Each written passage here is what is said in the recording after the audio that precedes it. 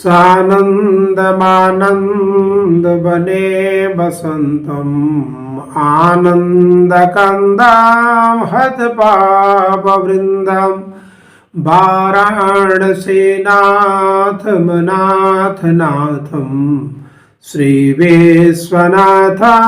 शरणं प्रपद्ये। महाशिवरात्रि व्रत फाल्गुन कृष्ण त्रयोदशी की मध्यरात्रि में भगवान के चारों प्रहर के पूजन से समस्त अभिष्ट कामनाओं का फल प्राप्त होता है। महाशिवरात्रि व्रत करने से असाध्य रोग, अकाल मृत्यु, परिवार में आदि व्याधि, जरा पीड़ा, कष्ट का निराकरण के साथ भक्त को भगवान महादेव और पार्वती की कृपा से अकूत संपदा और ऐश्वर्य की प्राप्ति होती है। भगवान की प्रसन्नता से राजकीय सुख और मनोनुकूल फल की प्राप्ति का विधान शास्त्रों में वर्णित है। महाशिवरात्रि व्रत करने का जो विधान है, व्रती फलाहार या निराहार रहते हुए करते हुए व्रती भगवान की आराधना के लिए, मनोनुकूल फल प्राप्ति के लिए भगवान का यह व्रत रखते हैं। चतुर्दशी के दिन महाशिवरात्रि का जो भक्त व्रत रखते हैं, वे सुबह स्नान से निवृत्त होकर करके किसी मंदिर या घर में ही भगवान का पंचोपचार षोडशोपचार पूजन करते हैं। दूध, दधि, घृत, मधु, शर्करा, पंचामृत से भगवान का पूजन करते हैं।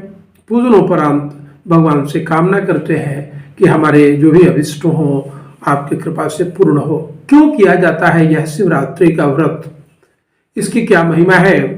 पुराणों में वर्णित है कि जब समुद्र का मंथन हो रहा था, उस समय देवता और राक्षस दोनों समुद्र मंथन में लगे थे। 14 रत्न की प्राप्ति होती है। उसी में कालकूट विष का भी आगमन होता है। कालकूट विष का जैसे ही आगमन होता है, समस्त त्रैलोक्य चराचर जगत में कालकूट विष का जो प्रभाव उसके कारण से अंधकार छा जाता है। अगर कालकूट विष को यथाशीघ्र शांत नहीं किया जाता तो समस्त विश्व जो है को कालकूट विष निगल जाता। समस्त देवताओं ने दृष्टि की तो महादेव ही इससे त्राण दिलाने वाले थे। सारे देवताओं ने प्रार्थना की और महादेव से प्रार्थना के बाद महादेव ने कालकूट विष को गले में धारण किया और गले में धारण करने के साथ ही भगवान महादेव नीले पड़ गए, उनका कंठ नीला पड़ गया। भगवान महादेव का एक नाम नीलकंठ भी है। इस प्रकार भगवान महादेव का शरीर ज्वर से, कष्ट से तपने लगा। सारे देवताओं ने भगवान के व्याधि निवृत्ति के लिए रात्रि जागरण किया।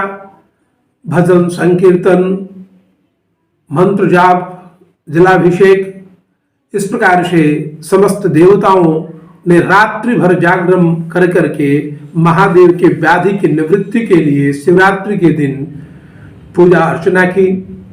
इस उपलक्ष्य में भी आप सब जानते हैं कि किसी को सर्पदंश कर लेता है या विष चढ़ जाता है तो वैद्य उसे रात्रि जागरण का मार्ग बताता है। ठीक वैसे ही वैद्यों ने भगवान को भी रात्रि जागरण करने का सुझाव दिया और देवताओं से प्रार्थना की कि आप भगवान की तपस्या करें, पूजा करें, भगवान के सामने नृत्य और भजन आप प्रस्तुत करें, भगवान प्रसन्न होंगे, कालकूट विष का प्रभाव कम होगा।